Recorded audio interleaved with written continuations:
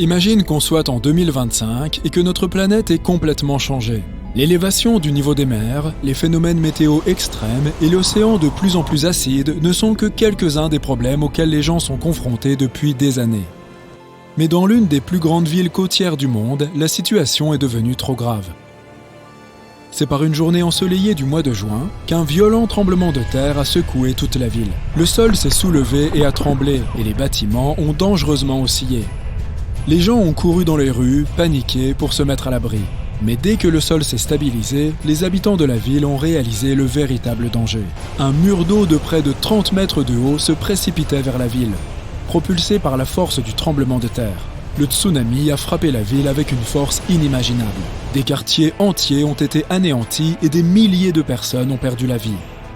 Mais c'est là que les choses deviennent intéressantes. Après la catastrophe, les autorités de la ville ont réalisé qu'elles ne pouvaient pas se contenter de la reconstruire telle qu'elle était auparavant. Il fallait être mieux préparé à la prochaine catastrophe potentielle.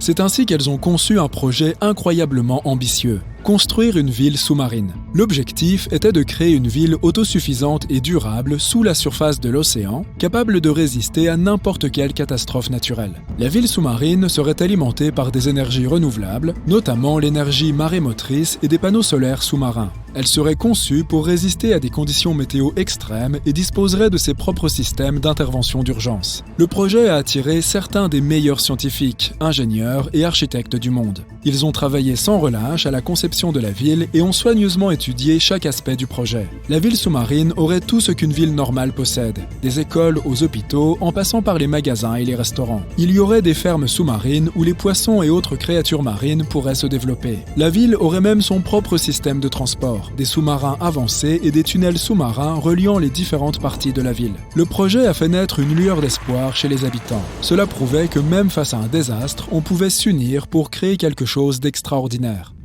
Mais au fil du temps, le projet n'a plus semblé aussi idéal. Son coût s'est avéré plus élevé que prévu. On se demandait également combien de temps une telle ville pourrait durer, car après tout, l'océan est imprévisible.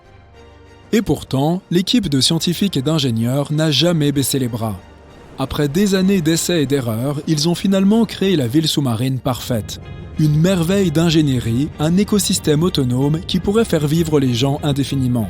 Les bâtiments ont été construits dans un matériau capable de résister à l'immense pression qui règne au fond de l'océan. Et la ville elle-même était alimentée par un réseau de turbines hydroélectriques perfectionnées. La première vague de colons n'a pas tardé à arriver. Il y avait différentes personnes dans ce groupe et chacune d'entre elles avait ses raisons de choisir de vivre dans ce nouveau monde sous l'eau. Certains étaient des aventuriers à la recherche d'un nouveau monde à explorer, tandis que d'autres espéraient échapper aux catastrophes naturelles qui faisaient rage sur la terre ferme. Mais malgré leurs différences, toutes ces personnes partageaient un objectif commun: construire une nouvelle société en harmonie avec le monde naturel. La cité sous-marine a prospéré et de nouvelles découvertes ont été faites chaque jour. Les colons ont développé de nouvelles technologies et des moyens de dompter la puissance de l'océan. Ils ont appris à cultiver la mer et ont commencé à cultiver des jardins sous-marins qui leur fournissaient une alimentation régulière. Mais vivre sous l'eau n'était pas de tout repos. Les gens se sentaient isolés et même claustrophobes. La situation est devenue critique lorsqu'un groupe d'activistes a commencé à protester contre les plans d'expansion de la ville.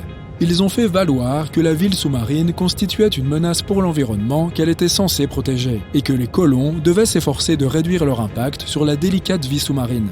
La protestation a suscité un débat animé parmi les colons. Certains d'entre eux ont affirmé que la survie de la ville dépendait de sa croissance et de son expansion. D'autres ont affirmé que la ville devait donner la priorité à la protection de l'environnement avant tout. Finalement, un compromis a été trouvé.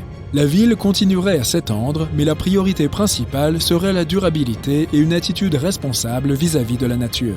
Les colons feraient de leur mieux pour réduire leur impact sur l'environnement en utilisant les nouvelles technologies et en suivant des règles de conservation strictes. Et ils se souviendraient également de l'importance de protéger l'océan et son écosystème fragile.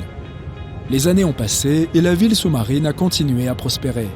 De nouvelles générations de colons sont nées, et elles ont grandi dans un monde entièrement différent de celui que leurs ancêtres avaient connu. Ils n'ont jamais vu le monde de la surface, mais ont apprécié la beauté et la complexité du monde sous-marin qu'ils considéraient comme leur foyer.